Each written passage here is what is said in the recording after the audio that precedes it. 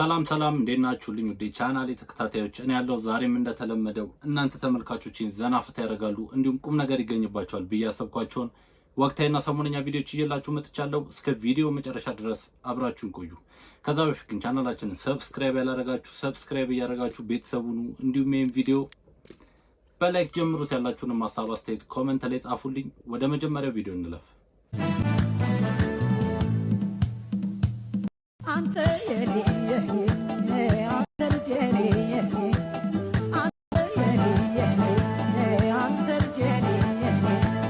አብብልኛ ምን ይላል? እሱን ስትገረፍ ታወራዋለህ።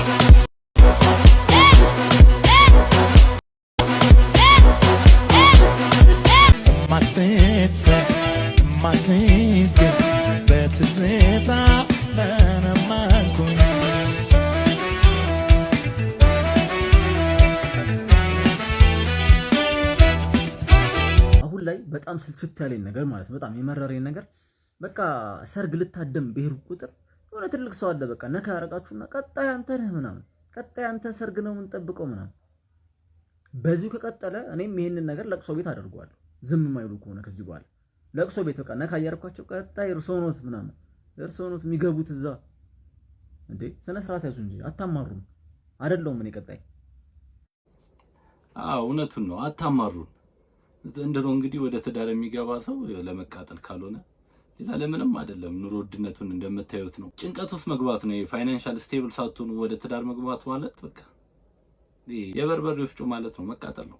አንድ ጢንዚዛ መጥቶ እኔን ቢናገረኝ ምንም አይመስለኝም። በነገራችን ላይ እኔ ሪስፔክት ከመደራረጋችን አንጻር የገለጸበት መንገድ የሄደበት ነገር ነው ያስጠላኝ እንጂ እኔ የፈለገ ለምን ቤት ታለኝ ቆንጆ አይደለችም ቢል ምን አገባኝ እኔ ምን አገባኝ። ግን አሁን ለምሳሌ ፍራይዴዎች አስተያየት ለሰው ሲሰጡ ካብረው ከሚጫወቱት ጋር ምናምን ኢቭን የማይጫወቱት ሰው እንኳን ቢሆን ሪስፔክት አላቸው፣ በክብር ነው። ቆንጆ አይደለሽም ብሎ መናገር ግን እንደዚህ ያናገራል? መብት እኮ ነው። ለሱ ቆንጆ ላትሆን ትችላለች። እንግዲህ ቤታዩን ቆንጆ አይደለሽም ብሏት ነው ሁሉ ስድብ ስትወርድበት የነበረው። እስኪ እናንተ ፍረዱ ተመልካቾች፣ ቤታዩ ቆንጆ ነች አይደለች? ራይድ ባለቤት ነው። የራይድ ባለቤት ሳምራዊት እኮ ለኛ ተቀጥራ የምትሰራ ሰው ነው ነበረች። ለኛ እኮ ዴሊቨር ለማድረግ አፕሊኬሽናችን ዴሊቨር ለማድረግ ከኛ ጋር እኮ አመት ከምናምን የሰራች ሰው ነች። እኔ አብጤን በጣም ነው የምወደው ማለት ነውና እሱ ሲጀመር 2 ጁስ ነው የሰጠው ምናምን አትበሉ፣ 3 ጁስ ነው የሰጠው። ሰው ያለውን ነው የሚሰጠው እና አንዱ ምን አለ ከነ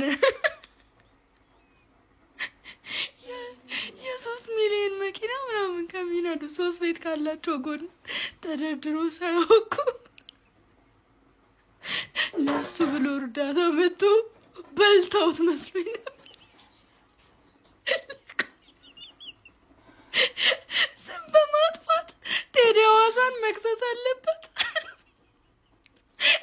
ስሙን ያጠፋው እውነት መከሰስ አለበት። ቴዲ አዋሳ ድምጽኑ ነው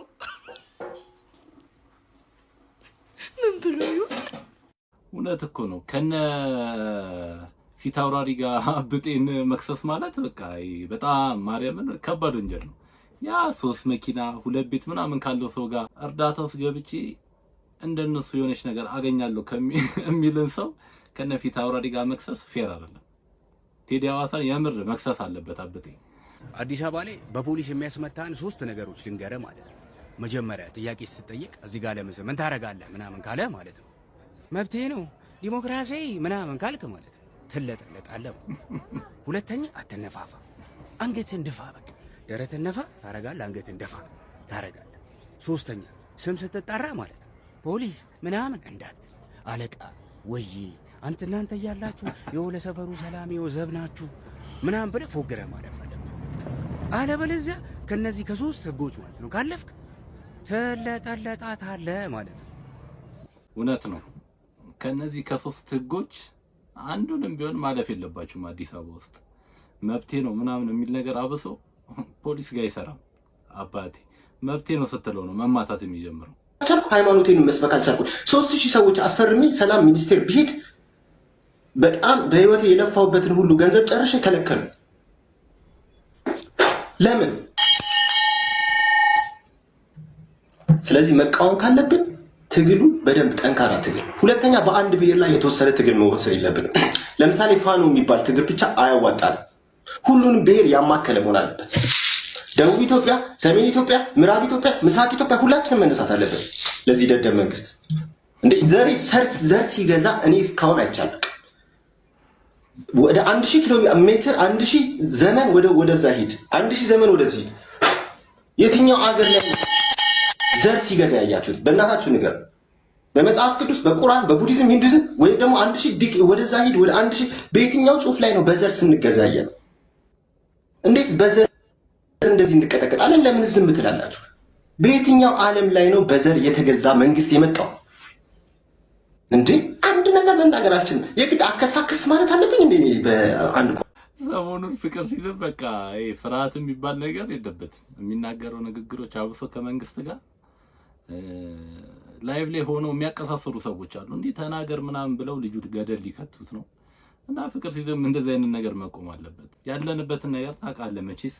አዲስ አበባ ውስጥ ኢትዮጵያ ውስጥ ሆነ እንደዚህ አይነት ነገር መናገር ዋጋ ያስከፍላል። እና ይህን ነገር ማቆም አለብህ። ከዚህ ጋር በተያያዘ እንግዲህ ልጅ ያሬድ ለፍቅር ሲዝም ምክር መክሮታል። እሱን አይተን እንመለስ። ፍቅር ሲዝም ጠቅላይ ሚኒስትሩ ቅሪዝም እንዳያስብሉ በጣም የማይሆን ነገር እያወራ ነው። አንዳንድ ጊዜ ገደብ እያረካው ነው። አይኖ ብዙ ችግር ሊኖርብ ይችላል። ብዙ የሚያናድድ ነገር ሊኖር ይችላል። አንተን አይደለም እኛንም ብዙ የሚያናድድ ነገሮች አሉ። ገባ? ግን ነገሮችን እያየ ደግሞ ከስር ያሉ ናቸው እንጂ አንተን የጎዱ ምናምን ጠቅላይ ሚኒስትሩ ቤት አግኝቶ ምን ብሎ እና የምትናገራቸውን ቃሎች አልደግማቸውም ያልከው ማጋጋል ነው የሚመስለው። ገባ? ግን እንደ ብራዘር አረጋጋው። ሶሪ በል ምናምን ውጣና በደንብ ይቅርታ በል ውጣና አሁን የይቅርታ ቪዲዮ ስራ። አለበለዚያ ብራዘር አሁን ፍቅር ሲዝም ቅሪዝም የሚባል ይጀመርላል። ቅር ይላል፣ ቅር ያሰኘዋል። ተው አረጋጊው ብራዘር። ገባሽ? ለአንቺ ብዬ ነው የአራዳ ልጁ እንጂ ፈጠን በይ። ሰሞኑን ምን እያሰብኩ እንደሆነ ታውቃለህ? ሁዲ ያደረገው የትኛው የሁዲ አድርጎ ያልተገኘው ክራሽሽ ወይ? እኔ እኮ ባይዘው ሁሌ ነው የማስበው። ታውቂያለሽ? እኔ በቃ እኔ አባቴ ክራሽ ነበራት ማለት ነው አንዴ። ከዛ እግዚአብሔርን ልንገርሽ የእሷ ክራሽ በቃ የመጀመሪያ ክራሿ ነው። የመጀመሪያ ሽ ማለት ነው። በቃ የመጀመሪያ አይደለም ግን የምር ክራሽ የለም። በጣም ግን እኮ ያኔ ስልኩን ልቀበልልሽ ምናምን ስላት አይ ቴውሼም ነው አይደል? ማኩሊ ለመጠበቅ ብዬ ነው። አንድ ሳምንት ተመላለስን ፍለጋ በነጠላ ጫማ። አንድ ሳምንት በነጠላ ጫማ ክለብ ያለው ባህር ዳር ውስጥ ያለ ክለብ ባህር ዳር ውስጥ አንዴ ሁሉንም በግራት ከዛ መንገድ ላይ ስላየ ነው። አንዴ ባጃጅ አካባቢ ስላየ ነው። ባጃጅ አካባቢ ከዛ የቴሌግራም ግሩፕ ሁሉም ባህር ዳር ይሄ 8 ምናምን ካምፓሱ አንቺ ሁሉንም ሰው የነበረበትን ካምፓስ ፈልገን ይባብሉ ዘንዘልማ ከሁለቱ አንዱ ነው። ይባብሉ መሰለኝ ግን ጠይቀን ተመላለስን። አንቺ የውሃ ሽታ አልሆነም ልጁ እነዚህ ግን እኮ አንድ አግኝተን ነው ነበር ትዛይሽ ያገኘነው ቀን ማውራት ሳንችል ቀረ። አንዴ አግኘነው ማለት ግን አንዴ እዛው ታታረጊ ይሄ ፕሮቴክሽን ህንጻ ጋር መቀነት ነው ወጭ እዛ እኮ እየገባ አይተነው ነበረ። ውሸታም እመቤት ከዛ ስልኩ ልቀበልልሽ ትዛይሽ አይሼ ምናምን ነው ቦታዎችሽ ባኔ ልጅ እንደማይዘኛው መስፈጣሁን ግን ምን አለ ባገኘሽ እሱ እስካሁን ያምረኛል ሳስበይልሽ ማለት እመቤት ሌሎች በጣም ይፈልግ ነውና ሁሉኛ ዶርም የሚመጣ ሰው በሙሉ ይፈልገዋል። ልጁን ግን ልናገኛቸው የመጀመሪያ ፍቅር እንግዲህ እንደዚህ ነው። እስቲ ብዙዎቻችሁ የመጀመሪያ ክራሻችሁ አለ? እስቲ እንዴት እንደነበር ኮመንት ላይ ጻፉልኝ። አርቲስት ሰለሞን ቦጋለ 5 ቢሊዮን ብር የሚፈጅ ሆስፒታል ላስገነባ ነውና ደጋግ ኢትዮጵያውያን ወዲህ በሉ እጃችሁን ዘርጉ ሲል ነበር የዛሬ 3 ዓመት ገደማ። ይሄን ሆስፒታል ከጓደኞቼ ጋር ሆኜ ልገነባ ያነሳሳይ ነገር ህንድ በነበርኩበት ሰዓት የህንድ ዶክተሮችና የኢትዮጵያ ደላላዎች በጋራ አንዲት ኢትዮጵያዊ ታማሚ ህፃን ላይ ሲያሰቃዩት ስላየው ነው ብሎ እንዲነግሮን ነበር። በደላላ ህንድ ሀገር አንዲት እናት ልጇን ይዛ ወደ ህንድ ትሄዳለች። ህንድ ከደረሰች በኋላ ደላላው ከዚህ ዶክተሩን ልጁን ኦፕሬሽን እንዳታረገው ሂሳብ ስላልተከፈለ እያለ ሲያሰቃያት የልጁ ሆድ እያበጠ ሲመጣ በማየቴ ምክንያት ሀገሬ ላይ 5 ቢሊዮን ብር የሚያወጣ ሆስፒታል ለመገንባት አቅጃለሁና ደጋግ ኢትዮጵያውያን እጃችሁን ዘርጉ ብሎ በኢትዮጵያ ንግድ ባንክና በአቢሲኒያ ባንክ ገንዘብ ሲላክለት ነበር። ከዚህ በተጨማሪ ሆላንድ ሀገር ያለው ፊሊፕስ የተባለው ኩባንያ ግማሹን ከቻልክ ግማሹን ደግሞ እኛ ችለን ሆስፒታሉን እናስገነባዋለን፣ ሆስፒታሉ ሲያልቅ ደግሞ ሁሉንም የሆስፒታሉ እቃዎች በፊሊፕስ ማቴሪያሎች እንሞላለሃለን ብለውኛል እያለ ሲያለቅ ሲያነባ ኢትዮጵያውያንም እጃቸውን ሲዘረጉ ነበር። ከዚህ በተጨማሪ በቴሌ አጭር ስልክ ቁጥርም ብር እንዲላክ እያመቻቸው ነው ሲል ነበር ሰይፉ ፋንታሁን ላይ ቀርቦ እና ይኸው 3 ዓመት ሆነው። ቄሱም ዝም ምኑም ዝም ነው የሚባለው። የታረከው ብለን እንጠይቀሃለን አንረሳማ። እኛ የታረከው ስንት ብርስ ተለቀመ? ለምንስ ተቋረጠ? ለምንስ ለቀምክና አቋረጥከው ማለት እንፈልጋለን እንደ ዜጋ። ሌላኛው የወሎ ተርሸሪ ሆስፒታል ነው። ወሎ ተርሸሪ ሆስፒታልም እንደዚሁ እናስገነባላችኋለን ተብሎ በሎተሪ ሲለቀም ከርሞ የሎተሪ ብሩ የት እንደገባ አይታወቅም ብሎ ነበረ የፌዴራል ኦዲት አንድ ጊዜ።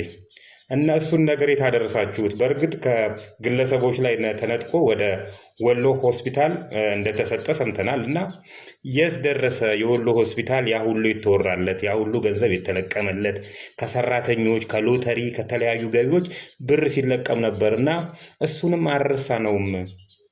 ያጠፋችሁ የሎተሪ ብርን የሰረቃችሁ ሰዎችስ ዝም ተባላችሁ? ህግ የለም በሀገሩ? በቃ የሰረቀ ሰው ዝም ነው የሚባለው ወይ ለማለት ነው። ይህ ሰውዬ ብዙ ጊዜ የሚያወጣቸው መረጃዎች እውነተኛ ናቸው። ከዚህ በፊት የመንሱር ጀማልን የፊንቴክ ኢንቨስትመንት ግሩፕን ጉዳይ እንግዲህ ይህ ሰውዬ አንስቶት እንግዲህ በወቅቱ መነጋገሪያ ሆኖ ነበር። አሁንም እንግዲህ የሰለሞን ቦጋለ የእርዳታ ድርጅትን በተመለከተ እንግዲህ አዲስ መረጃ ይዞልን ወጥቷል። የብዙ ሰው ጥያቄ ነው ይሄ ነገር፣ ብዙ ሰው ይጠይቃል። እንግዲህ ሰለሞን ቦጋለ ከዚህ በፊትም ብዙ ሚዲያዎች ላይ እየሄደ እንግዲህ የኢትዮጵያ እርዳታ እንዲሰጠው እንግዲህ ሲሰበስብ ነበር እና ኢትዮጵያውያንም ዝም አላሉም፣ ረድተውታል። ግን እስካሁን እውነቱን ነው 3 ዓመት ሙሉ ዝም ብሏል። የተሰበሰበው ገንዘብ የደረሰ ይህን መልስ የኢትዮጵያ ሕዝብ እንግዲህ ይጠብቀዋል። ይህን ሰውዬ እንግዲህ ሌቦችን ራስ መታት ሆኖባቸዋል። እንግዲህ ከዚህ በኋላ ማጋለጥን ቀጥል ነው ምለው። ወደ ቀጣይ ቪዲዮ እንለፍ። ሌላ ጊዜ ላይ ሲገባ ድንገር ቢበዛ 400 ሰው ነው የሚያየኝ እና ሰሞኑን ዝም ብሎ እንደዚህ ወሬ እያራገቡ ስለሆነ የማይሆን ነገር ምናምን አሁን ወሬ እና በጣም ነው የሚያስጠላው። ይሄ የሚያስጠላባቸዋል። ባይደው የኔ ያልሆናችሁ ቤቲ አንድ ነገር ገርሽ ዶንት ጊቭ አ ፋክ አባውት ፒፕልስ ነገር። እኔ ሰው አወራ አለወራ ባናቱ ይተከል። እኔ ስለ ሰው ወሬ አልጨን እንደዚህ ነገር ባይዘው ወደ ታች ነው የሚያደርግሽ። ኔጌቲቭ ነገር አይ ኖ ወይ እኔ ግድ የለኝም ታውቃለህ ነው ግን ሲጀመር ቤቲ እንደዚህ አይነት ፐርሰናሊቲ የለሽም። አሁን ያመጣው ኮሜንት ላይ ምልህ ኮሜንቱን ከፍተህ ዝም ብሎ ስም ማስነሳት ተገቢ ስላልሆነ ላይቭ ደግሞ ለመግባት አልችልም። መብቴ ነው በፈለኩበት ሰዓት መግባት። ለዛ ነው አይ ኖ እኔ ስለሱ አላውቅም። ግን የምነግርሽ ነገር እንደዚህ አይነት ፐርሰናሊቲ የለሽም። ሰው ኮሜንት አረገ ምናምን እንደዚህ አይነት ነገርማ አይውልሽ ቤቲ። እንዴ ለሶሻል ሚዲያው እኮ ቅርብ ነን ሁላችን አይደለም? ይሄ ቤተሰብ ጋር ይመጣል እኮ ዶንት ጊቭ አ ሺት። ኧረ አባዬ እንዴ ስሚ፣ የራሷ አራባት ምንድነው ተይሶታ ማስላለች አይደል ነገር። እኔ ያምሻል እኔ ምን አገባኝ እንዴ ነገ ቢዩሰፍ አባዬ ብቻ ባንክ አካውንት አይጉደል፣ ቻፓ ከኪስ ገባሽ እንትን አይደል እንጂ እኔ ሰው እግዚአብሔርን እኔ ፈጣሪ እኮ ዋናው ፈጣሪያችን እኮ አምላካችን ካለ እኔ ስለ ሰው እኔ ቀድጄ ልልበሱ። እኔም ለዛሬ ይዤላችሁ የመጣሁት ቪዲዮዎች ይህን ይመስል ነበር። በቀጣይ በአዳዲስና በወቅታዊ ቪዲዮዎች እስከምንገናኝ ድረስ ፒስ ይመቻችሁ። መልካም ሳምንት።